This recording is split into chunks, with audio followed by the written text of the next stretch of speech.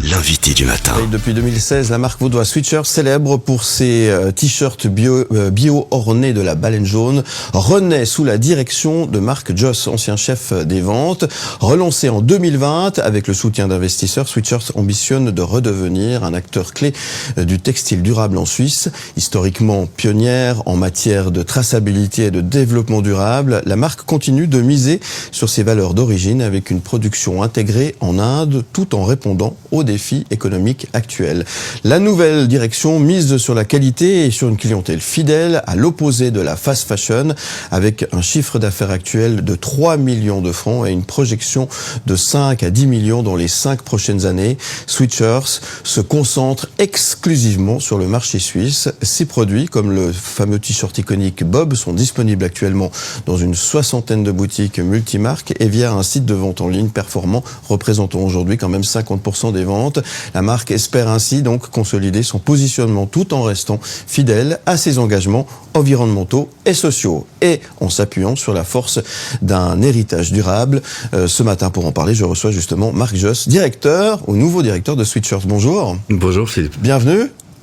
Merci d'être avec nous ce matin. Merci d'être là pour nous parler de cette marque qu'on connaît tous, qu'on a tous porté et qu'on porte encore, puisque les t-shirts qu'on a achetés il y a quelques années, c'était ça aussi, hein, le leitmotiv de la marque, c'est que on les achetait pour les garder longtemps, hein, c'est ça. On les achète pour porter longtemps, hein. Ça reste notre USP, hein.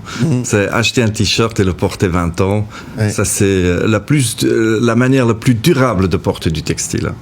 Pourquoi relancer une marque donnée pour morte, je le disais, en 2016 Là, vous n'avez pas choisi la facilité, là. J'ai pas choisi la facilité. Il y a un journaliste qui m'a demandé l'autre jour si je regrette. Ouais. Et je lui dis oui, tout de suite. J'ai dit, si j'aurais su comment c'est dur de relancer une marque comme ça, j'aurais probablement pas fait. Mais dans la vie, si on serait toujours en avance comment ça se passait, ouais. On n'aurait peut-être pas fait beaucoup de choses. Aujourd'hui, je suis très content, hein. Ouais. Aujourd'hui, on s'est bien établi. Mais les dernières 4 années, c'était dur. Hein. Ouais. Vous avez des regrets, vous avez dit?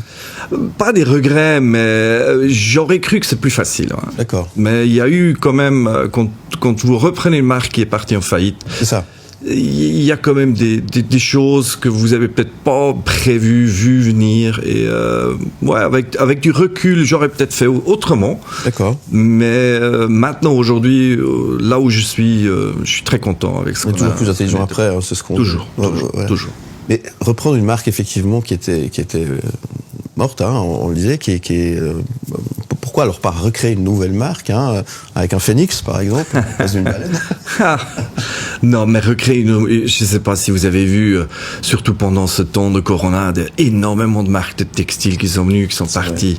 Quand vous avez pas vraiment une marque établie, qui a un USP qui est clair, un message qui est clair, c'est très très dur aujourd'hui de relancer une marque, sauf si vous avez vraiment un investisseur qui a les poches qui sont très très larges. Là, vous pouvez tenter l'expérience, mais sinon c'est très très dur de relancer une marque dans un marché tellement saturé. Hein. Ouais.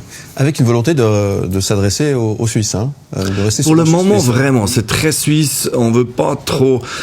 J'ai beaucoup eu des concepts qui ont tout de suite voulu. On pourrait aller en France, pour aller en Allemagne. C'est des gros marchés. On s'est vraiment donné dans notre plan stratégique les premiers 5 ans. On va se concentrer sur la Suisse. On va faire nos fondements stables en Suisse, ce qui marche très bien actuellement. Et après, on verra bien qu'est-ce qu'il y a pour nous vers l'Europe, qui actuellement n'est pas un marché très facile non plus. C'est ça, ouais. Mais qui va piano va sano lantano, c'est ça le. Ouais. C'est ça le truc. 3 millions de ventes quand même. C'est assez pour la baleine? Ah, vous savez, quand on a repris, il y a des gens qui nous ont dit, mais pas 1 million vous allez faire. Donc, ouais, là, c'est clair, quand la marque, le pic c'était en 2006, c'était 100 millions. Hein. Donc 3 millions, c'est très peu. Maintenant, quand on regarde dans quelle taille on opère aujourd'hui, les 3 millions, c'est un très bon chiffre, surtout que c'est bénéficiaire déjà, donc on est sain, c'est très important, surtout quand vous venez d'où on vient, c'est très très important de monter quelque chose de solide. Donc non, 3 millions à l'instant où on se trouve, c'est très bien. Après, c'est clair, on a des ambitions maintenant de croître de là. Et c'est l'avenir qui va nous montrer si on arrivera ou pas. En tout cas, merci d'être avec nous ce matin, Marc Josse. Vous avez choisi cette chanson de Zaz avec Je veux. J'ai bien dit Zaz avec Je veux, pas veux avec Je veux. Ouais. Pourquoi cette chanson? Vous m'avez donné une liste et c'est celle qui m'a tenté le plus. Hein, ouais. Voilà. J'adore ça. Ouais. Vous aimez bien Zaz? Ouais, j'aime bien. Très bien. Zaz avec Je veux, on va se l'écouter et se la regarder juste dans un instant. Puis on continue notre discussion si vous voulez bien. En tout cas, merci d'être avec nous ce matin et merci de nous parler de cette marque à la baleine. Invité du matin. On a invité Marc Josse, directeur de Sweatshirts, qui a décidé de relancer la marque à la baleine. Un acte de foi ou un pari risqué, cette aventure, Marc Josse? Je sais pas. Vous êtes attaché à la marque quand même, parce que vous avez travaillé auparavant. Sinon, je l'aurais pas fait. Ouais, j'ai intégré Sweatshirts en 2001. Et après, j'ai parcouru l'entreprise sur plusieurs positions, en connaissant tout, du produit au client, tout le monde. Donc, le pari était risqué, mais en même temps, je savais dans quoi je vais me lancer. Donc, ouais. Comment vous avez vécu, pardon de revenir là-dessus, cette période où finalement c'était une saga incroyable qui fonctionnait incroyablement bien, puis un petit peu du jour au lendemain tout s'était écoulé. Comment vous l'avez vécu vous au sein de l'entreprise? Bon, quand on a travaillé à l'intérieur de la société, on savait que c'était pas du jour au lendemain. Donc ça a déjà commencé quelques années avant. On voyait qu'il y avait des choses qui marchaient plus ou plus tellement. Donc, mais quand c'est arrivé en 2016, c'était très dur, hein, parce qu'on croyait vraiment à une solution de sauvetage. La marque, elle avait assez de business pour vivre. Et quand c'est arrivé, c'était un choc, quoi. Ouais. On n'avait pas prévu ça. Hein. Pardonnez-moi ce jeu de mots, mais couler une baleine, il faut le faire quand même. Ouais, c'est vrai. Vous avez encore des contacts avec l'ancienne direction, Robin Cornelius par exemple? Avec lui, ça fait un moment que j'ai pas eu de contact avec lui. Il a relancé sa boîte à lui, hein, sa boîte de traçabilité qui marche très fort. Mais certainement, un de ces quatre, on va se revoir. Donc, il reste l'âme de la marque. J'ai tout appris avec lui. Donc, c'était un concept génial qu'il a lancé en 1981. Oui, c'est vrai qu'effectivement. Ça fait un moment. Et alors, vous avez déménagé, hein, vous n'êtes plus en Suisse romande, vous êtes parti de l'autre côté de la barrière des Rochetiers. Ouais. Pourquoi avoir quitté la Suisse romande?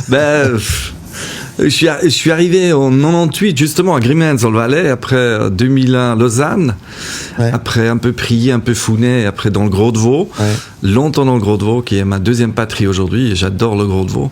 Et après, il y a les enfants, la famille, un terrain constructible en Suisse alémanique, et après on a décidé de retourner, hein, parce que votre région est devenue assez chère à vivre aussi. Hein, effectivement, gros développement, effectivement. Exactement. Que reste-t-il de l'héritage de cette marque Made in Switzerland? Elle est toujours là aujourd'hui pour Sweatshirts? Elle n'est pas made in Switzerland, elle n'a jamais été made in Switzerland, mais elle a toujours eu une valeur ajoutée énorme en Suisse, avec les entrepôts en Suisse, tous les départements marketing et design en Suisse. Donc la marque reste une marque traditionnelle suisse, basée en Suisse. C'est une marque mythique de Suisse, je dirais même. Ouais. On dit Suisse, on dit qualité. Ça, c'est important aussi. Oui, ça c'est votre leitmotiv. Ça c'est le leitmotiv. Je dirais même avant le développement durable, c'est vraiment de produire des produits qui durent. Et justement le contre-exemple de la fast fashion où je jette après 6 mois mes habits, chez nous vous les gardez 10-15 ans et vous les portez. Alors justement, comment on rivalise ou comment on se défend face à des grosses boîtes comme Zara ou H&M ou enfin des grandes marques comme ça aujourd'hui? Comment vous vivez-vous ça, quoi? Bon, après, les grands mastodons comme Zara et H&M, déjà à l'époque, ils étaient pour nous, ils étaient sur la Lune. Donc nous, on était vraiment ancrés suisse, produits suisses, des produits de longue durée, de bonne qualité. Et je pense qu'on a su faire une place dans le marché avec du recul. C'était énorme le part de marché qu'on avait. Si on savait de quel assortiment on avait, qui était quand même plus restreint que les autres. Aujourd'hui, je vois ça, je vois le développement dans le textile. Justement, hier, il y a eu des chiffres qui sont sortis que 5,2 milliards d'achats partent sur des plateformes e-commerce en dehors de la Suisse. Donc le consommateur suisse, il est devenu aussi très international dans ses achats et je pense que ça c'est le plus grand problème aujourd'hui qu'on a en Suisse, qu'il y a une telle somme qui est dépensée à l'extérieur de nos plateformes en Suisse. Hein.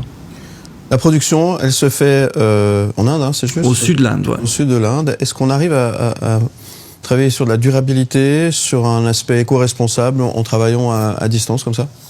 Vous pouvez commencer à inviter les responsables de l'époque. Donc on a développé en Inde une plateforme en 1985. Je pense que Switcher était vraiment avant-gardiste dans ce développement durable, notamment en Asie.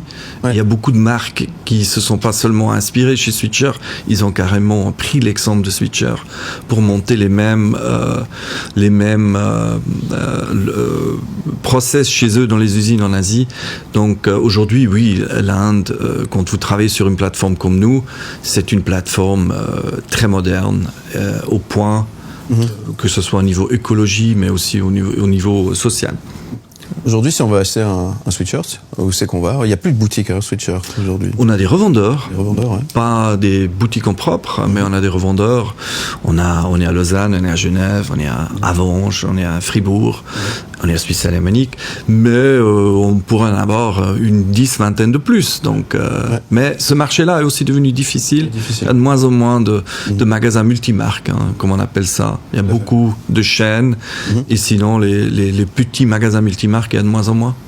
Développement sur Internet aussi, évidemment. Très fort, très fort. Ouais. Oui, c'est la différence par rapport à... Ouais. Bon, on a misé dessus, un peu forcé en 2020, quand on a commencé la marque.